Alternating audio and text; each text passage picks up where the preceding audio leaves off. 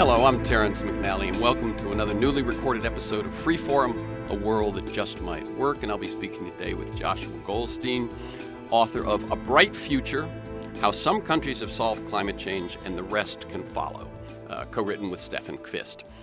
After a 3-year hiatus since Trump's Electoral College victory, I've been doing a new interview every other week. Paul Hawken on climate change, Naomi Klein on Noah's Not Enough, Arlie Hochschild on her book Strangers in Their Own Land, The Stories That Divide Us, Robert Wright on Why He's a Buddhist, and the show airs as specials on KPFK 90.7 FM in LA and streams weekly on the Progressive Voices Network on TuneIn, and podcasts are available anytime, anywhere on Apple Podcasts, Podomatic.com, and at my site, terrencemcnally.net, as well as probably about 20 other podcast sites. Now, I always throw in a quick plug for participation. Here's a few websites if you want to get more involved in what's going on in this country. One is indivisible.us, indivisible.us. They've got about 5,000 plus local chapters, and every week they'll send you an email saying, here's what's relevant and timely that you might want to act on or make a call or that sort of thing. MoveOn.org, move on one word, a long-time digital activism site that since the 2016 election has been working more hand-in-hand with grassroots. That's national. On a California basis, there's a similar organization, Courage Campaign, one word, couragecampaign.org. Similarly, digital, working hand-in-hand with grassroots. And two very specific ones, 5calls.org. That's the number 5 and the word calls, 5calls.org, that tells you timely and relevant calls you might need to make. And townhallproject.com, which tells you when your local representatives are holding town halls and you can go and meet with them in person. And now to today's guests. When I first became aware of the latest book by Joshua Goldstein, this one co-written, as I said, with Staffan Qvist, A Bright Future, How Some Countries Have Solved Climate Change and the Rest Can Follow, I was immediately interested in interviewing him. Number one, as anyone who listens to this show knows, I'm looking for solutions. Number two, climate change is perhaps the most crucial and existential problem humanity faces or perhaps has ever faced. And number three, I'm always interested in what the U.S. and its citizens can learn from other countries. I fear that Americans' sense of exceptionalism blinds them to the lessons others have learned, whether in healthcare, education, gun violence, you name it. So I look forward to learning from Goldstein how other nations had found the political will to tackle climate change. We've been hearing since the late 1980s about the difficulty that humans have bringing themselves to deal with such a distant and complex challenge. How had they overcome this obstacle? How had they successfully brought together the powerful interests of business and government at a scale and at a pace that could justify a claim that they had, quote, solved climate change? And what had they done that we in the U.S. have not been able to do, and how could that knowledge help us to catch up? Now, once I got the book and looked at its contents and messages, I realized that it talks less about those questions than about a single strategy, combining large-scale development of renewable energy resources with a quick build-out of nuclear power. Now, I confess that for a number of reasons, I've been among those who have not seen nuclear power as a prime player in our energy future. Rather, I've envisioned a combination of conservation, efficiency, decentralized renewables, and continued breakthroughs in storage as the clean energy path forward. And I also fear that I'm not sufficiently expert regarding nuclear power to be able to counter Goldstein's claims for his vision. And yet, returning to my earlier enthusiasm for learning from the examples of others, I'm going to undertake to expand my understanding in the course of our conversation.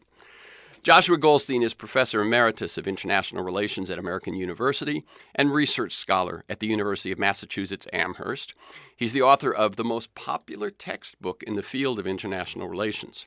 His book, War and Gender, won the International Studies Association Book of the Decade Award. His other books include Winning the War on War, The Decline of Armed Conflict Worldwide, The Wounds Within, The Real Price of War, and his latest, this one, A Bright Future.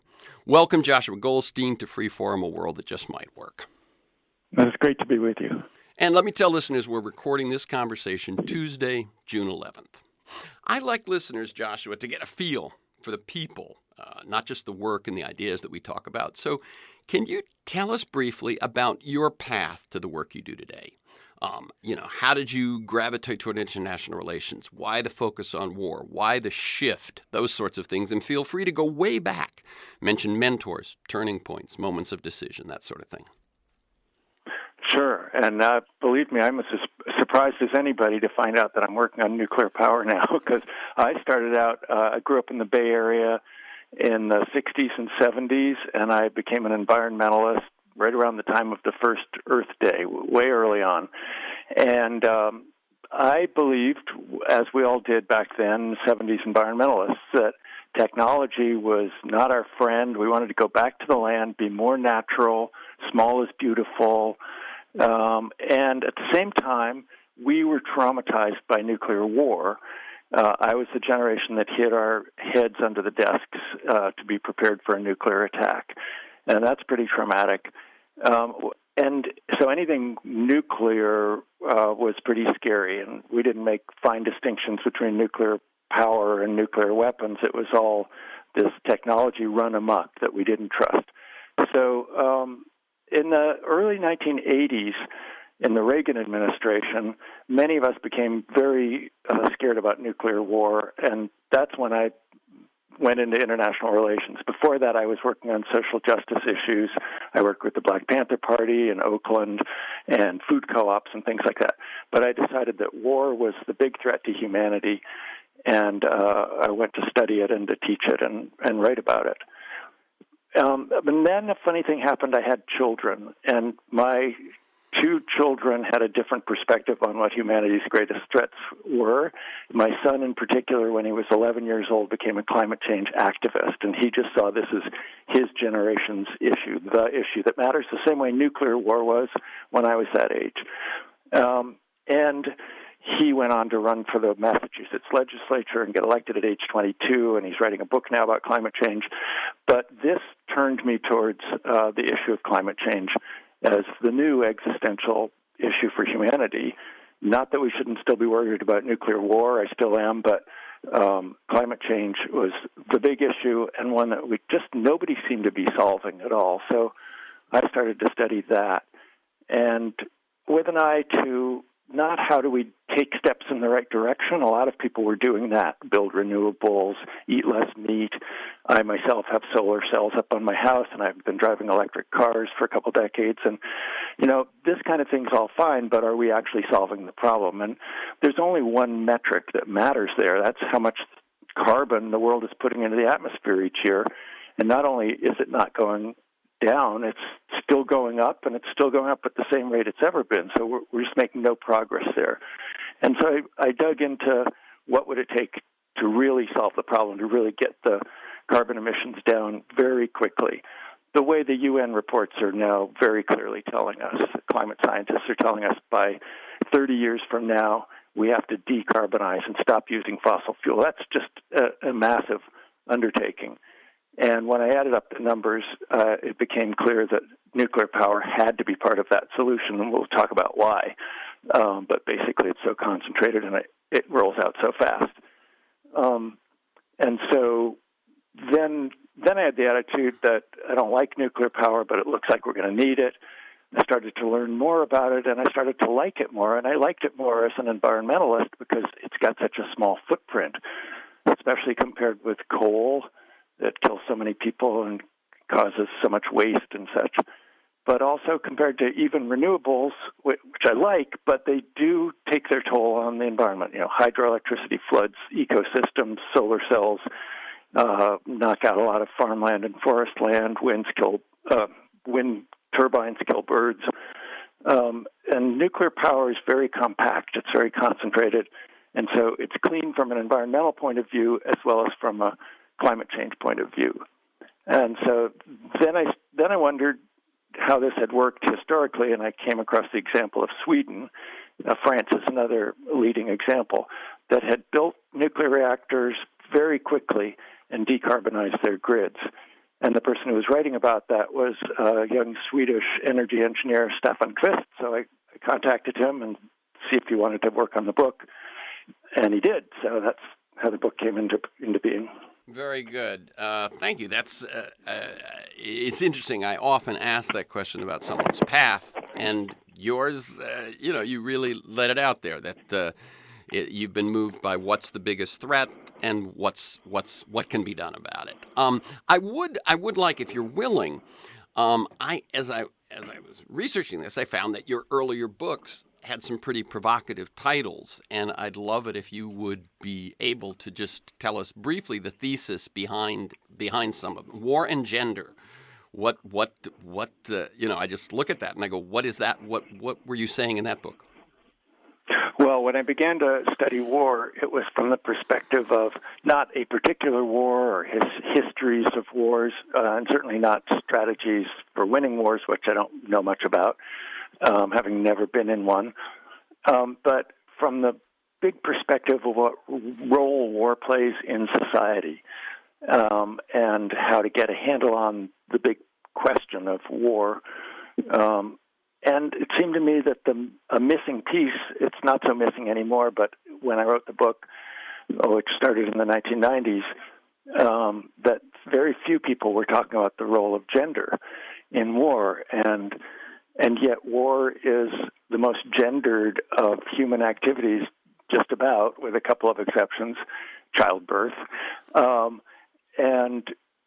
And yet we didn't talk about it in terms of gender. So that was interesting to me, and I wanted to see what role did gender play in making the war system what it is today in the world. What I learned that was especially interesting, and I didn't expect, was the role that war plays in shaping the gender system as we live it now, because every society is preparing for the possibility of fighting a war at some time, potentially, and we raise boys and girls in different ways to meet the needs.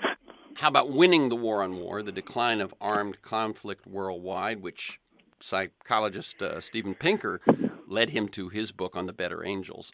With the U.S. waging a seemingly endless war in Afghanistan, the conflict in Iraq hardly successfully concluded. Somewhere between 700 to 800 military bases worldwide the U.S. holds.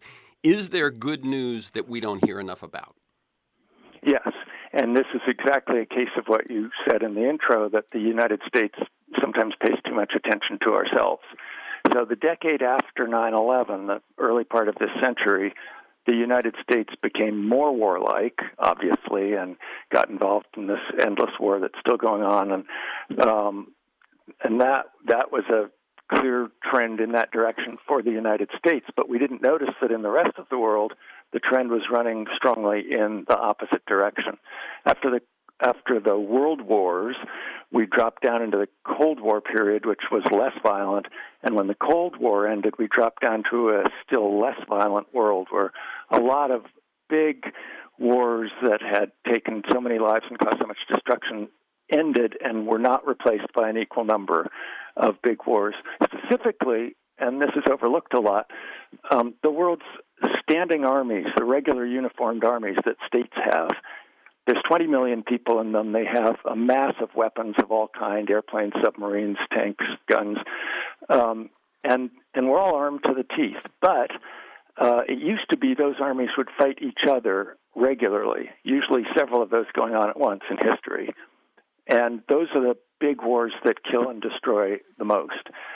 Iran, Iraq, India versus Pakistan, the Korean War, the Vietnam War. So what's happened since the Cold War is that those have died out almost entirely now. The last one was the brief period when the United States invaded Saddam Hussein's Iraq. And before that, it was the Ethiopia-Eritrea War, which is almost 20 years ago now.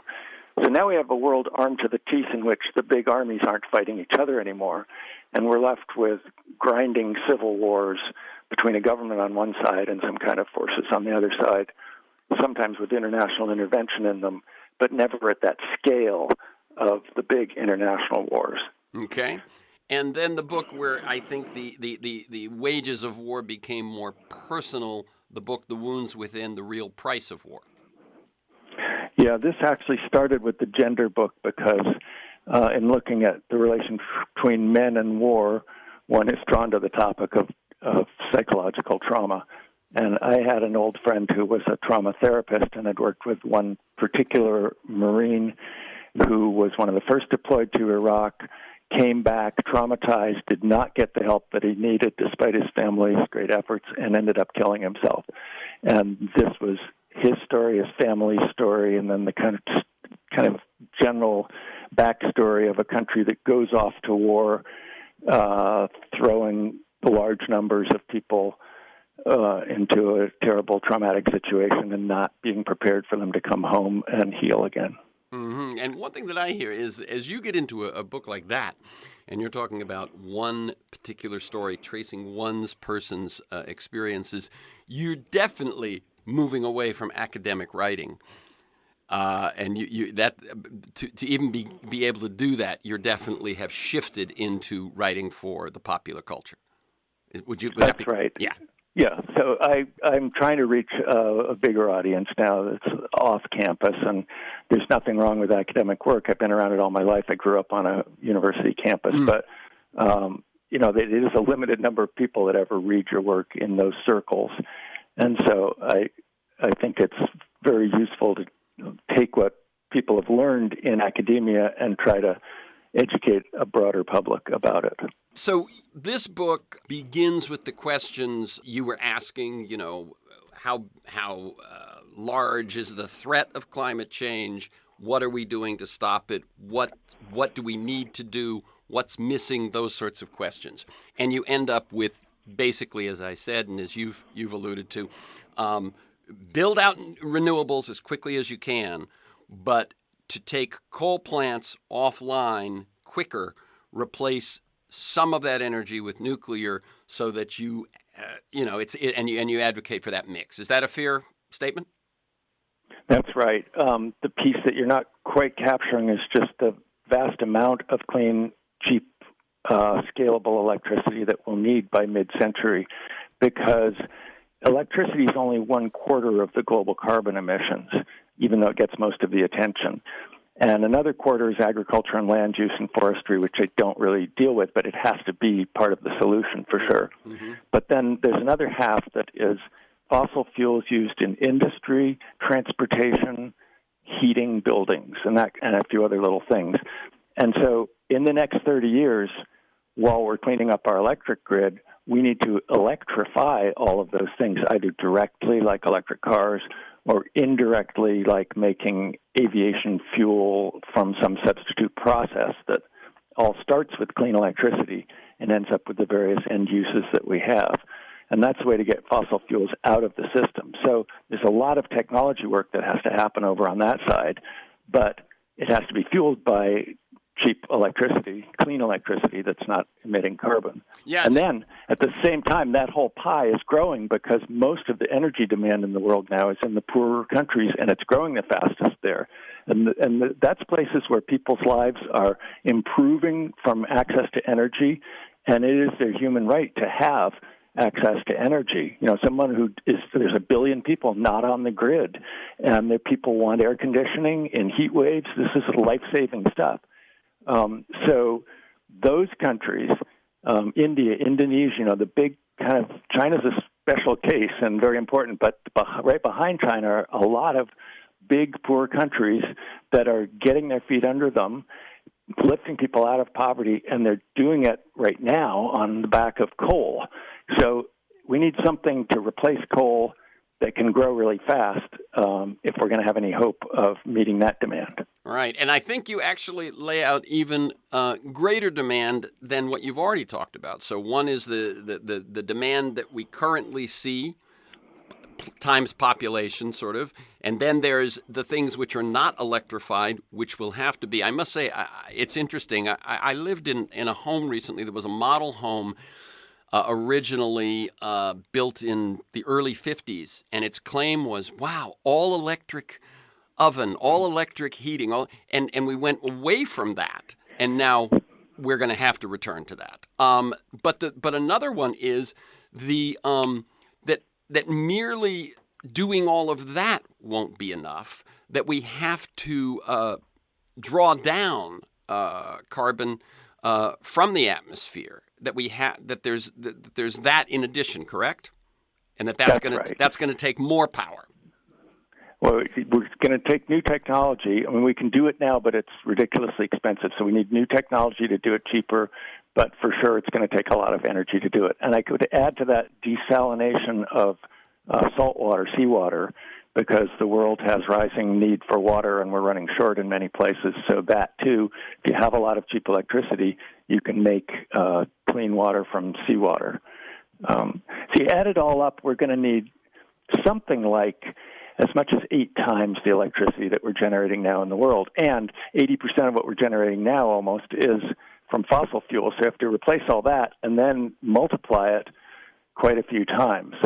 And that's the problem. It's just people understand that it's an urgent problem and a serious problem with climate change, but I don't think very many people have really figured the scale of it. Right. And so what's happening is as conditions actually, with climate change, conditions will increase the need for power. For instance, air conditioning in countries that have little of it and that sort of thing, and will demand that increased power be carbon-free. That's right. Yeah. Oh, let me just ask one thing so that I don't miss it. As we move through other areas, but this thing of drawing down carbon, which you say will take new technologies. What about the role of regenerative agriculture?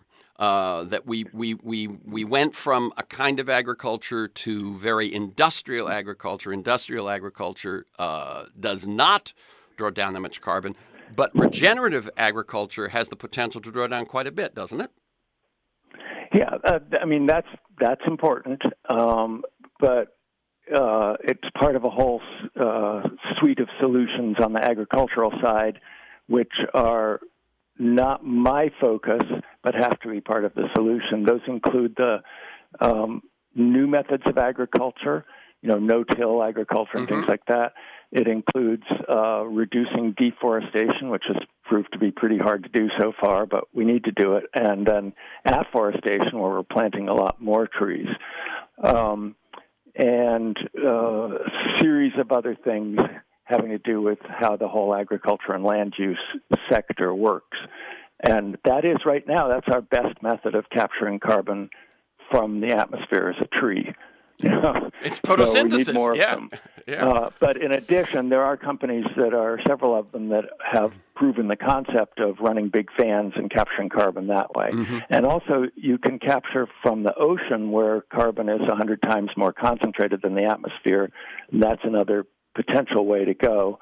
All of these things on the technology side tend to just cost money and they don't produce useful products, although there are some things you can make with that carbon captured from the atmosphere, plastics and things like that. But they tend to be more expensive to do that way than to just pump more fossil fuel out of the ground. Right. So you're pointing out this thing that there's going to be this whole sector that in some ways the market will have trouble producing for us since it doesn't produce products, since it's just remediation on a massive scale. That's right. So we need markets. We need market solutions where possible, and especially this backbone of cheap electricity that's going to compete with fossil fuels in the poorer countries where they're not going to pay a premium. And then we need policies such as mandates for electric vehicles, like Norway is doing now. And then we need new technology to make things feasible in 10 or 20 years that are not. Now, so it's a multi-front thing. My son's book, The 100% Solution, goes over all of that ground, but my focus is just the electricity sector. What's your response to Drawdown, Paul Hawken's book, researching 80 existing solutions and 20 solutions coming down the pike? It's a great example of steps in the right direction. There's a lot of good solutions there. It's hard to argue with them. They're things we should do. But in the end, even the authors of the book admit that it doesn't really add up to a solution. So I'm trying to go top down. What do we need to do to solve the problem? Not what steps, we'll each do our part and we'll do what we can and then we'll hope it adds up. Well, It isn't adding up. That's really clear now. This isn't adding up. We need a a pretty radical change of direction if we're going to get our arms around this problem. It's interesting. You called that top down. What I actually like is I wouldn't have called it top down. I would say stepping into the future you want and then asking, how did we get there? Yeah, I mean, I think that's the same thing, really. Yeah. It's, the world of 2050, what does it look like? And what it looks like is it has to not be using fossil fuels, and that means that we have to have technologies that can be based on electricity instead, directly or indirectly. That means that we have to generate that electricity in much larger quantities and cleanly, and so you kind of work back from where you want to get to. Yeah, no, I think that is the way to go. That if you work forward, what you present yourself with is today's problems, today's obstacles. You got to deal with them eventually, but to really see the path forward, I think you have to look from from the desired end, and then look back. And then the obstacles aren't the things that'll stop you; they're just things that you got to deal with along the way. Are the countries that you cite, for instance, Sweden and France, are they continuing to build new nuclear power plants, or did they manage to build them so aggressively earlier that they're now shifting to renewables? And if they are continuing to build them, are they running into problems they didn't face first time around? They're not continuing to. Well, France is building some. Sweden is not. They built them several decades ago. In France's case, it was in large part response to the oil crises in the Middle East and the desire for energy self-sufficiency, which, if you're old enough, you remember that was a big thing back then. Yeah. In Sweden's case, the environmentalists were demanding that hydroelectricity stop expanding in order to save the last free-flowing rivers in Sweden. So that actually was an environmental demand for nuclear power. But in both cases, they just set about building one after the other.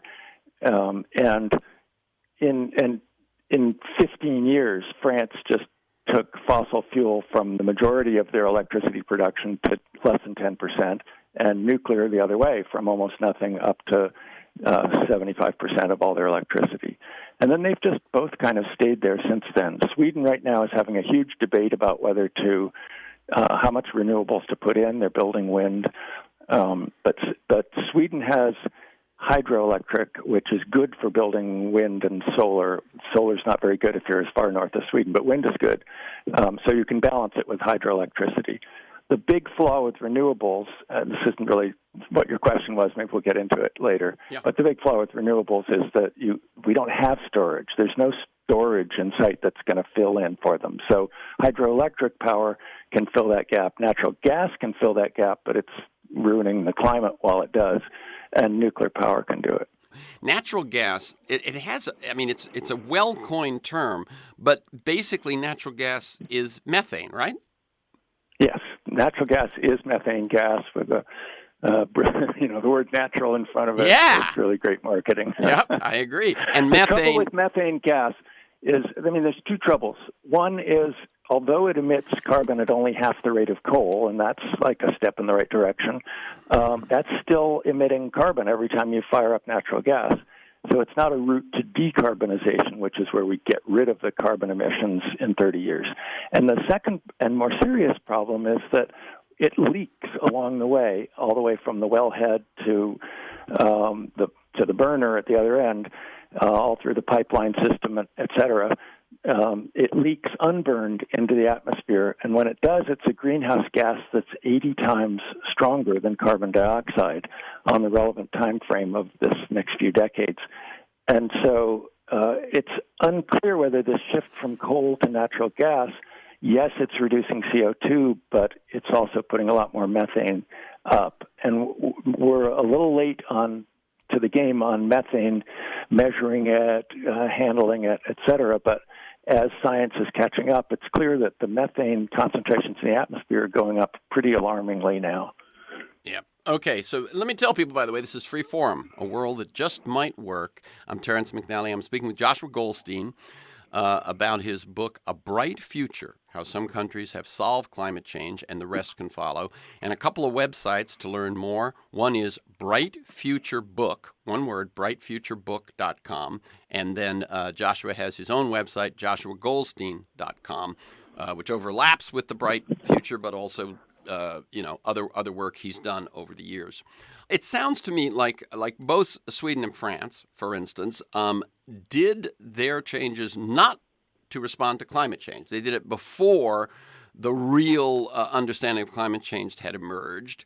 So have there been countries that have followed suit in response to climate change? Not so much, not the way that I would like to see. Ontario province in Canada, which is to say Toronto and surroundings, is now decarbonized, and they did that with nuclear power. Most of it was not as long ago as Sweden and France, but a little while ago, and then more recently they upgraded the nuclear power to knock coal off the grid altogether, and that was a positive example. South Korea's been building nuclear reactors really quickly, and they're actually the best in the world at the current technology that we have, building quickly and cheaply. In fact, electricity from nuclear power is 3.5 cents a kilowatt hour in South Korea, which is cheap as natural gas here, pretty much the same. But then, before the last presidential election in South Korea, there was this film in the theaters about a nuclear disaster, fictitious, actually ridiculous nuclear disaster, but it scared everybody a lot.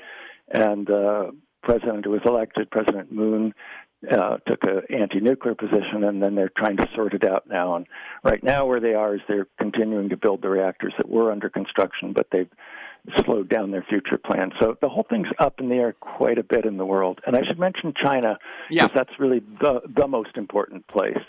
And just to jump to the end of that, China is right now on the fence about nuclear power. They're building out supply chains, just kind of setting up for a big rollout if they decide to go that way, but they haven't committed to it either. So that's going to be tremendously important. China uses half the coal in the world. China emits more carbon emissions than the United States and the European Union combined now. And if you look at a graph of it, it just shoots up after 2001 when China joined the World Trade Organization. The reason is that the industrialized countries like ourselves have shipped all our manufacturing over to China in that period, and we've essentially outsourced our carbon emissions. So ours kind of trend down, China's go shooting up, and the world isn't really making progress that way. But China is also suffering greatly from its coal because coal produces particulate matter in the air that people breathe, and it makes them sick. With emphysema, cancer, heart disease, terrible diseases. And around the world, it kills about 1 million people every year. So this is a no-brainer to get rid of coal. If you were charging the cost of the health effects of coal on the price of generating electricity with coal, it would not be competitive at all. But we do that in two separate compartments. Anyway, China has a big incentive to get off of coal in order to clean up the air in its cities, which is a really serious problem. And they could do that with about 600 new nuclear reactors. And if they did what France did and built them out quickly, they could do that in about 15, 20 years. That action alone would reduce world carbon emissions by about 12%. So it would be a big step. Not everything, but that's a good place to start. That's the low-hanging fruit. China, take coal off the grid, 600 reactors. And they have a reactor that they've just building the first one now. They're exporting it to Argentina and Pakistan. It's a good workhorse, latest generation reactor, and they could just roll that out very quickly the way France and Sweden did several decades ago. And one thing that would allow them to do that and roll it out quickly is the fact that they don't, being an authoritarian country, the government can say, this is what we're doing, and we're doing it at this pace, and we're investing this much in it, and so on. In a way that that things are much more contested in a place like the U.S. Yeah, I'm not a fan of the Chinese government or President Xi, but in this particular aspect, it does allow them to move quickly if they want to. So now, in China, you were saying that if they were to adopt kind of what you're recommending, that in the next 20 to 30 years, it could make a huge difference. Currently, according to the International Energy Agency's tracking for the generation mix, is that in 2016, nuclear is 2%, and by 2040, it's only 4%. So that's what you're saying about them being on the fence. Yeah, they just haven't decided if they're going to scale it back, roll it out, keep it about where it is. And this has been hanging for a couple of years. They have just built some new reactors, including the AP1000 Westinghouse reactor, same design we're trying to build in Georgia, and just having a terrible time. It's horribly over budget and behind schedule, and just, you could never move forward on that kind of basis to decarbonize with nuclear power. But China just built 4 of them and put them on the grid in less than a year. They built them in a few years, and apparently on budget too. So they can do this much cheaper than the United States can. South Korea can build a reactor for about 1/6 of what these Georgia things are costing. So and France has half the electricity price that Germany does. Sweden also. It was very cheap when they did it back then. Right. There's nothing inherent in nuclear power that makes it expensive, but the way we're doing it in the United States and Europe now has become too expensive to work. No doubt about that. And so implicit, buried in your recommendation is that whole calculus that currently exists around the cost of building, because as I think even there were under Obama's nuclear regulatory agency, they okayed 4, but 2 of them are not being built, and 2 of them are behind schedule and over budget. What's your hope that if such a decision were made, whatever the shift in psychology and political will and everything happened, that what's creating those huge costs could be changed? I mean, what's your thinking about that? Because obviously, we were just contrasting. China can say we're doing it and it gets done. Here it's much messier. How do you imagine that financial question changing so drastically that they become affordable and it's a different reality? Yeah. So the key to getting costs down on nuclear power, and this is what France did, is to standardize a design and build it repeatedly. I mean, imagine if you built one iPhone and put it up for sale. It would be really expensive. So you have to build a bunch of them, and the cost comes down as you reproduce a product and roll it out. France did this with a standardized design, and actually the head of our U.S. Nuclear Regulatory Commission a few decades ago made the joke that the difference between France and the United States is in France they have 2 types of reactor and 100 kinds of cheese. Right. In the United States, it's the other way around. Right. So what we did with these new reactors, we didn't build anything for 30 years. We lost a whole generation of trained people. Then we came up with new designs, which on paper were better, but had never been built before. And then we had, meanwhile, a lot of new regulations, a lot of heightened safety regulation. And then when they started building them, right away was the Fukushima accident, which we can talk about, but the upshot of it here was to add more regulations, change design while construction was going on. And then on top of all that, we're just not very good at these big concrete laying infrastructure projects anymore. I'm not sure why, but the California high-speed rail is a good example, or the Tappan Zee Bridge, new bridge. They all seem to go way over budget. The big dig in Boston, behind schedule. Right? Yeah, the big dig in Boston, exactly. What you need for nuclear power is to build them centrally and ship them to where they're going. And there's a couple of ways to do this. One is to make them a lot smaller and build them in factories and ship them out on trucks. But the one I find most promising is to build them in shipyards.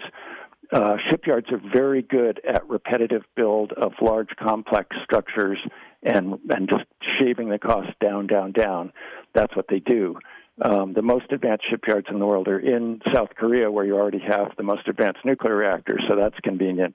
And then you build them in the shipyard and float them to where they're going, and either anchor them in the seabed just offshore, or float them just offshore, or pull them up to dock, or in some way site them at the receiving end. And then you can build a lot of them in a row, bring the cost down continuously, and ship them out around the world. And that's the secret to get a lot of affordable nuclear power on the world grid quickly. Okay.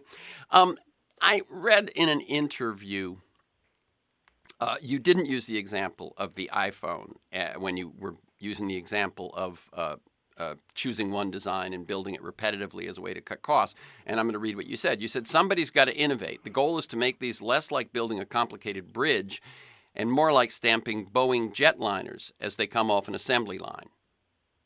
I can see why you didn't use the Boeing jetliner example today, given what's happened to the 737 MAX recently.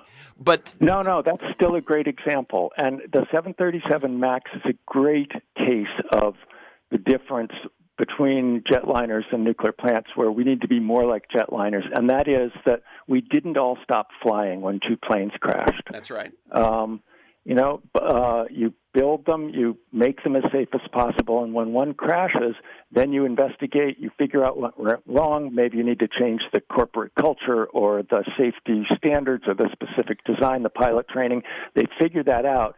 We keep flying, and it gets safer and safer over time as we do, but still, every once in a while, a plane falls out of the sky and everybody dies. But flying is very important and very convenient, so we keep doing it, even though it's scary, inherently scary to go up in an airplane for many people.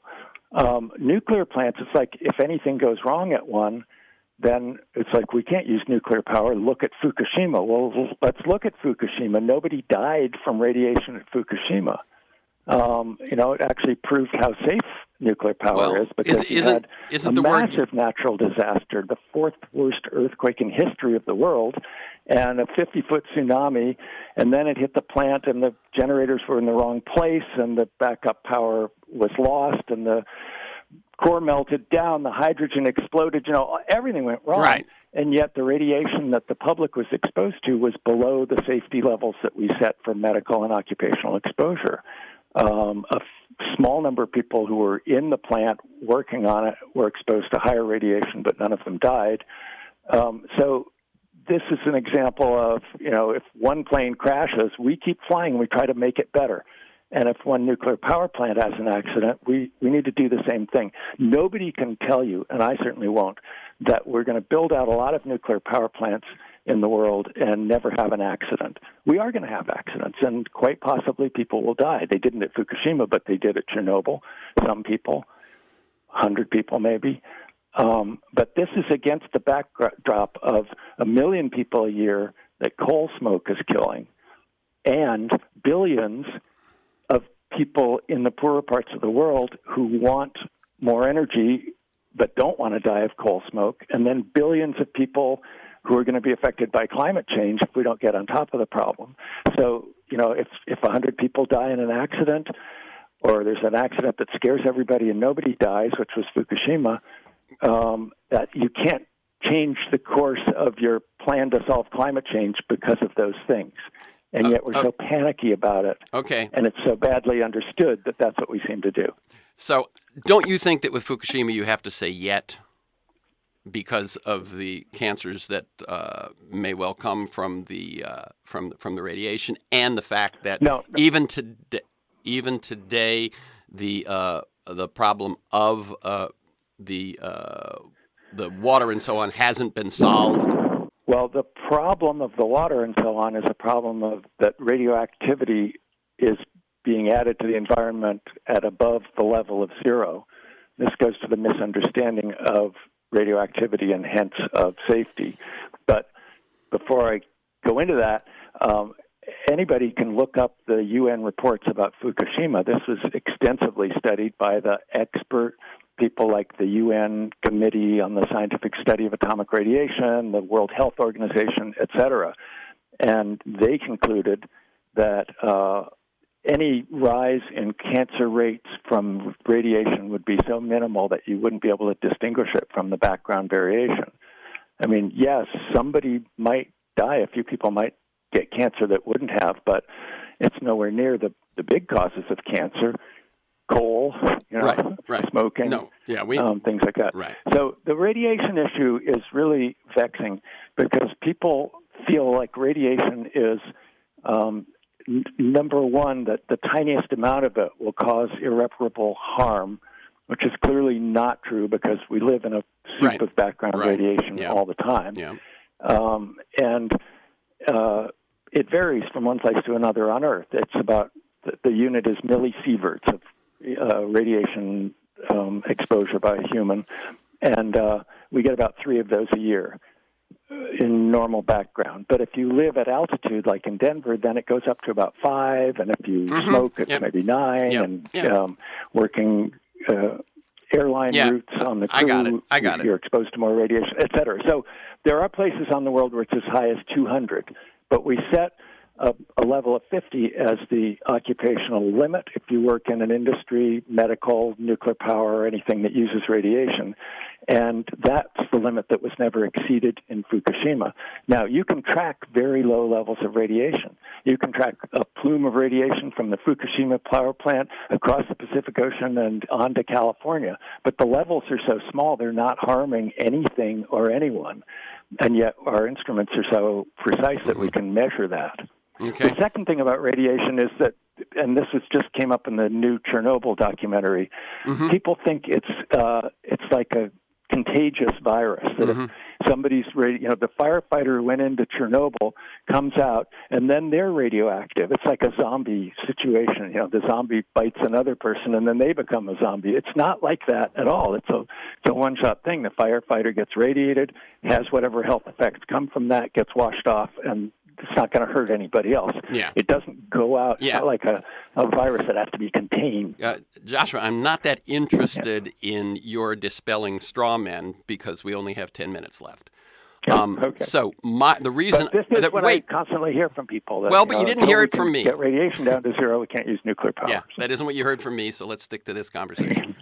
And the reason that I raised Boeing was not because people stopped flying, but because it appears in the early investigations that there was, even though they were dealing with the lives of hundreds of people and the future of their company, that there were mistakes were made, that people weren't trained adequately, budgets, corners were cut. The reason that I mention it is because of that. Because when you're dealing with something, that has the potential destructive capacity of nuclear energy, you've got to, I'm just saying, who's going to, and I will let you answer this one. Who are you confident will not make those same kind of mistakes, or why are you confident those people won't make those same kind of mistakes? And I'm going to ask 2 other questions to set this one up. One is, since the waste won't degrade for anywhere from 10,000 plus years, how can we be certain that even if we sited Yucca Mountain and it were buried deeply there and so on, that the kinds of responsible agencies, whether private or government, will be around 100 years, 150 years? And finally, why isn't the insurance industry willing to cover the liability? Why has a federal law been on the books since '57 limiting the dollar liability of nuclear companies? So that is a package of questions. How do you get past the fact that humans seem to screw up? How do we know that in the developing world and so on, where governments might be more unstable, that there's going to be the kinds of regulation and oversight that we need? And why isn't the insurance industry willing to insure?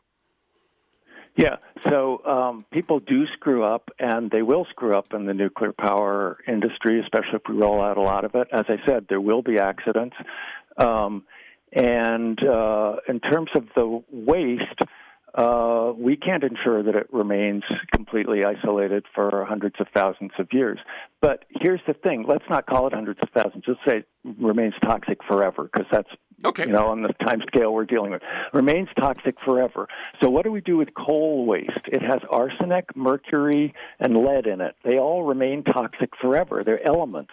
They will be toxic hundreds of thousands of years from now, and yet we just dump them into these pools by the side of the river in a cavalier manner, and it's what we're doing with most industrial waste. Nuclear waste is no more harmful than these other wastes. The difference is, and this is the good thing, it's so much smaller in quantity because nuclear is so concentrated, and this is why nuclear can roll out fast. It's why it's potentially affordable, because the fuel is so concentrated, and it's why the waste stream is so small. If you took all the American spent fuel from our whole nuclear power program, 60 years, and put it in one place, it would fit into a Walmart. So, coal waste is tens of thousands of times that much, and we just put it around everywhere. So when you say it has to remain completely contained, that's an example of thinking that radiation is vastly destructive in tiny quantities, and that's not the case. Finland is building a repository for their nuclear waste, and they studied what would happen if everything went wrong and it leaked and the casks were already cracked before they went in there, et cetera. And then 1,000 years from now, somebody lived their whole life on 1 meter of land with getting all their food and water from there, the most contaminated meter of land there. How much radiation would they get? And it was about equal to eating a bunch of bananas, which are slightly radioactive because they have potassium in them. So the amounts of radiation are very small. The amount of waste is very small. This is an easy problem to manage. It's literally a small problem. The problem of people screwing up, you're not going to fix. And you have to take the attitude that the airline industry does, which is to come in and fix things when they do screw. Make your best effort, try to keep it as safe as possible. But the bottom line with nuclear power is that we know now what I didn't know in the 1970s when I didn't like it. Then it was new. We didn't know how dangerous it would be, and our imaginations filled that gap. Now we have 60 years of experience, and we know we've had one serious fatal accident in Chernobyl, several freakouts that didn't kill anyone, and the overall rate of safety of nuclear power is hundreds of times better than coal, and actually better than any other fuel source. Even hydroelectric power, which, as you mentioned, killed tens of thousands of people in China in the 1970s, just about the same, not that far off from when Chernobyl happened. The Bhopal disaster with chemicals in India happened right at the same time as Chernobyl, and nobody even remembers it anymore, and it was 10 times worse. And we didn't stop using chemicals. So things will screw up, people will die, and that's all on one side of the balance. And on the other side is billions of people who are going to inherit an uninhabitable planet if we don't solve climate change. And you're not going to get zero risk, but you can make sensible decisions that leave us the best possible future. Okay, and what about the insurance industry and the government backing? Putting the ultimate liability on citizens. Yeah, that's a specific thing in the United States. I will say that nuclear power it requires a lot of upfront money to build because it's a big infrastructure, and normally either governments do it, like in France, the government itself did it. In Sweden, it was kind of a public-private thing. Here we have the idea that everything should be done on the private marketplace. And for a big project like that, and with a lot of potential for litigation and, expenses, if anything goes wrong, above and beyond what the real expenses are, you're going to multiply that because everybody's going to panic and litigate, et cetera. And so the government provides the backstop for that on the insurance side of it. You can't build any really big infrastructure. You can't do the California high-speed rail by turning it over to private companies and then asking an insurance company to bail it out if something goes wrong. So it's you're saying the scale, not the fact that it's nuclear. I think that's right. Okay. Let me ask you in the last 2 minutes, Joshua, to what what, because I've seen you do it in the book and in other interviews and articles, the set of recommendations, because it isn't that your whole thing is build nuclear. So what's Joshua Goldstein's analysis of our best approach starting today? Yeah, we need to do everything, and we need to do it really fast. We need to put a price on carbon emissions. That's very important because it acts quickly and it goes across the whole economy. That you can't just dump your coal smoke into the air for free. We need to change agricultural practices. As we said, we need to develop the new technologies that'll let us electrify building heat, air source heat pumps, electric vehicles, substitute diesel fuel, and all of those technologies. And then we need to build on the electric side as much clean electricity as we can as fast as possible. By the way, on the technology side, I also think we do need to put money into the technology of energy storage. You can't count on a miracle of energy storage. We did a study of the European continent. My co-author had the data that showed that for an entire week out of 1 year, Europe, the whole continent, didn't have solar and didn't have wind. So we just don't have that kind of storage. It's nowhere in sight to back that up. And then you need an entire backup system of some kind if you're trying to put all your eggs in the renewables basket. So I'm saying build all the renewables you can, do all the energy efficiency you can, but in addition, build out all the nuclear power that you can. That's really great. If we can build these floating reactors in South Korean shipyards, that's really good. If somebody can build them some other way anywhere else, India will probably have a different route. I think Indonesia has another. We haven't talked about, and should just mention that there's a whole slew of startups now that are working on new nuclear reactor designs, smaller, cheaper, inherently safer, even safer. And some of those may come to fruition. We should also be backing those in the new technology side of things. So what you're saying, and let me see if I've got this right, is that currently, if you went all renewable, you'd be backing it up with fossil fuel. And nowadays, that's primarily coal. And what you're saying is, since it will probably take 10 years to build some new plants, that even if we went to your plan today, that 10 years from now, we could be backing up the renewables that we've built out with nuclear instead of with coal.